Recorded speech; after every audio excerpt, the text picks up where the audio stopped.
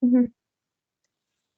Buenas tardes, el día de hoy vamos a exponer un tema del libro de Fundamentos de Programación, donde hablaremos acerca de la programación orientada a objetos. En nuestro índice, pues tenemos todos los temas que vamos a hablar y empezando con el primero.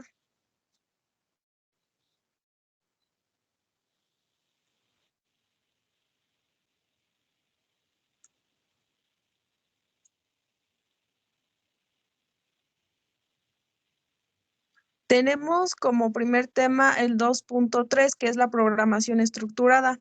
En esta nos habla que es un lenguaje, bueno, un programa dentro de un lenguaje procedimental, que es un conjunto de instrucciones o sentencias que se dan. En este caso, los pequeños programas que son, pues, principios de organización se demuestran más eficientes, pues tienen más facilidad al resolverse. Entonces, cuando los programas se vuelven más grandes, pues son más complejos, lo que quiere decir que su lista de instrucciones pues aumenta. Para esto, pues se crearon programas, bueno, sus programas se empezaron a descomponer en pequeñas unidades, a los cuales se les llamaron funciones. La estructura pues se basa en tres principios, que serían las selectivas, las secuenciales y las repetitivas.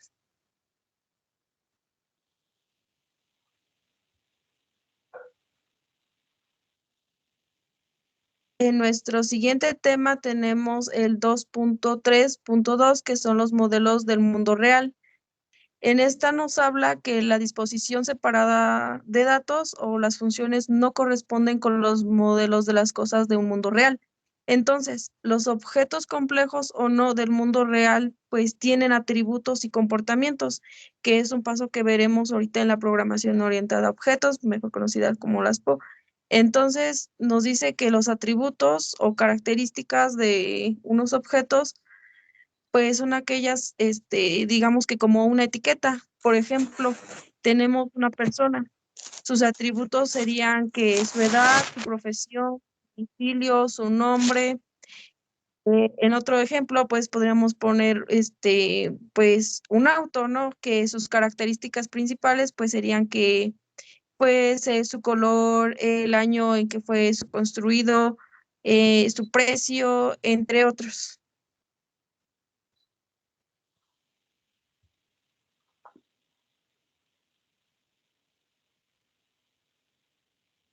Como siguiente tema tenemos la programación orientada a objetos. Entonces, esta, pues ahora sí que es como que un enfoque hacia los retos planteados de la programación estructurada. Pues ahora sí que se resuelven problemas más complejos. Entonces, que pues como su nombre lo dice, está pues orientada hacia objetos y los objetos que tienen atributos, como decíamos antes, que son pues sus etiquetas, sus características, y de esto pues también tienen métodos, también llamados como acciones. Eh, la programación orientada a objetos enfatiza mucho en los datos e intenta dar un lenguaje en el problema. Tiene como una idea diseñar formatos de datos pues que correspondan con las características esenciales del problema. Pues todo esto ahora sí que busca pues que la función de un objeto ahora sí que pueda también conocerse los atributos y sus variables en una instancia para pues leer los datos de ese objeto y así pues acceder a un dato y devolverle su valor. Los datos y las funciones pues están encapsuladas en una única identidad. En este encapsulamiento, los datos y la ocultación pues son términos de un lenguaje hacia un objeto.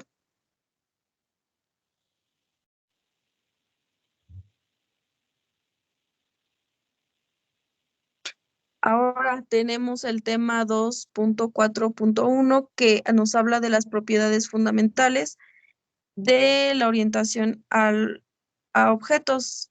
Como decíamos antes, la programación orientada a objetos es más, digamos que un poco, podría decirse complicada, pero pues a la vez no, ya que para ello pues tenemos que identificar nuestro objeto y de este tener sus atributos o también sus datos y de ahí también métodos y acciones. Entonces, pues esto nos lleva a sus subtítulos que serían la abstracción, sus encapsulados de datos y la ocultación de datos, así como una herencia que es muy importante en este tema.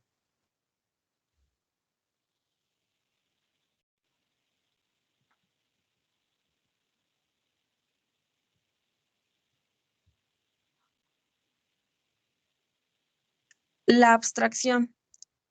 En esta abstracción nos dice que es la propiedad de los objetos que consiste en tener en cuenta solo los aspectos más importantes desde un punto de vista determinado y no tener en cuenta varios aspectos que pues no van. También hace referencia al hecho de que las propiedades externas de una identidad o de un detalle en comparación, así como las internas de dicha identidad, permite ignorar los detalles internos del dispositivo complejo y así pues tener los más importantes a su disposición. Mediante esta abstracción se diseñan y se fabrican los sistemas complejos, como en primer lugar y posteriormente los componentes más pequeños en los cuales están compuestos. En sí, pues es el qué es y qué hace un objeto.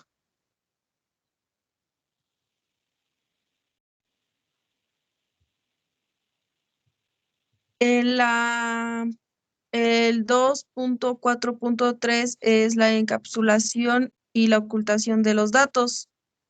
En esta tiene un proceso de agrupar los datos y operaciones relacionadas con la misma unidad de programación.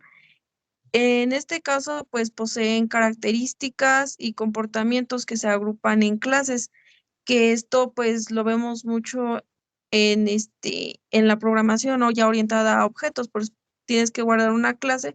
En una clase pues vas a hacer todo tu programa, como se dirá más adelante. Y pues más que nada son unidades o módulos de programación que capsulan datos y pues permite separar aspectos de un componente y así definir su interfaz. El diseño de un programa que está orientado a objetos pues debe contener al menos los siguientes pasos, que sería identificar los objetos del sistema, tiene que agruparse en una clase, o sea, tiene que agrupar en una clase a todos los objetos que tengan unas características o en sí atributos y sus comportamientos comunes, que serían los métodos. Entonces, identifica también los datos y las operaciones de cada una de las clases.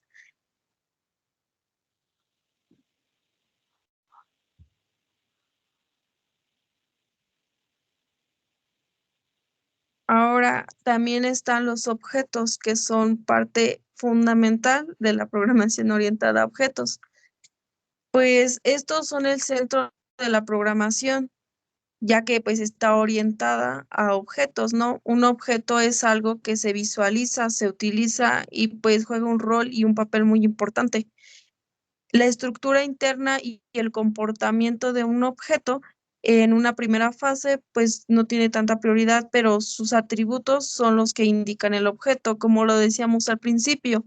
Sus atributos son unas características, son datos, son como su etiqueta. Entonces, los atributos son los que van a indicar al objeto y dependiendo de la definición de este problema, de sus atributos, pues podrían ser ahora sí que sus características, bien lo decíamos, como el nombre de una persona, su apellido, su dirección, el color de cabello, etcétera. Y también un objeto ahora es una identidad que posee un conjunto de datos y un conjunto de operaciones.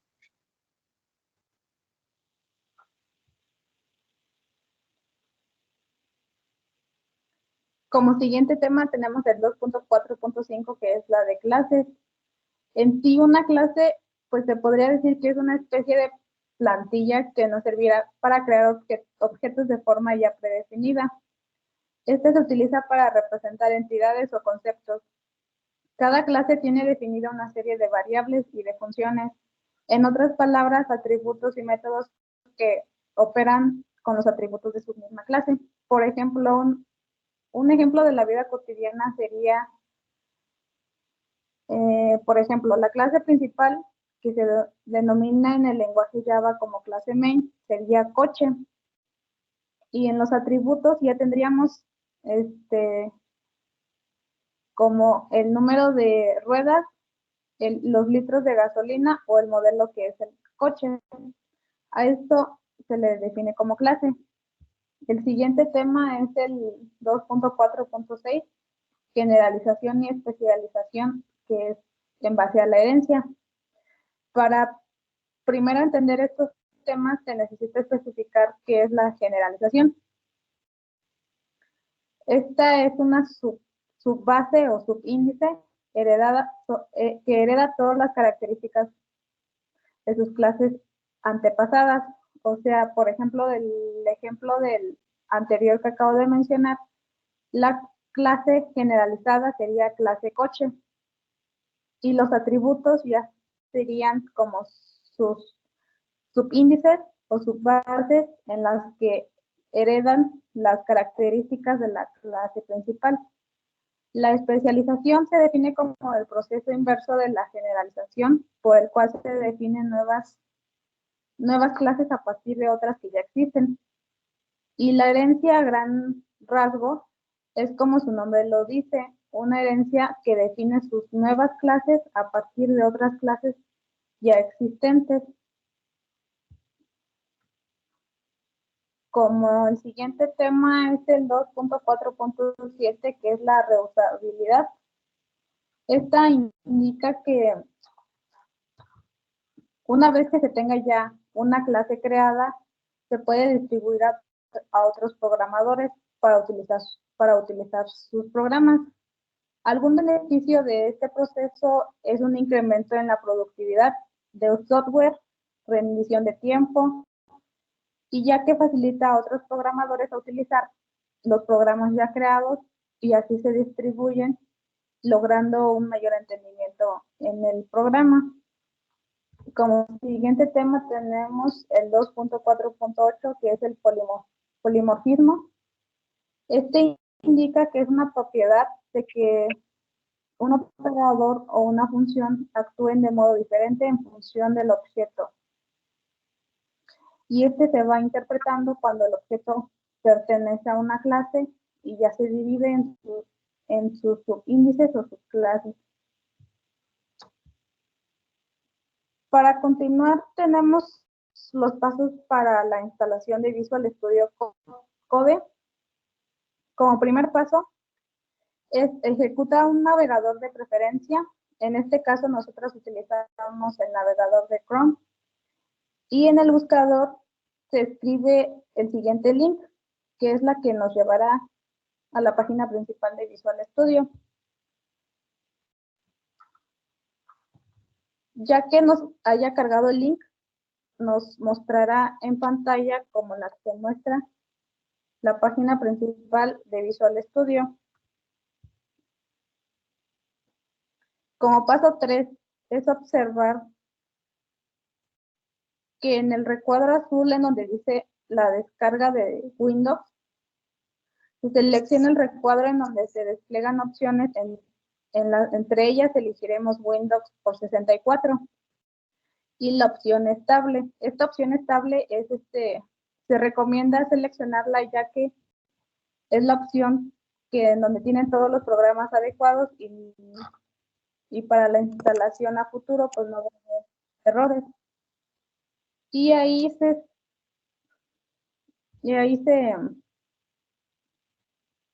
observa entre un óvalo rojo cuál es la opción que nosotros debemos elegir. Como paso 4 es donde ya tenemos una ejecución en pantalla.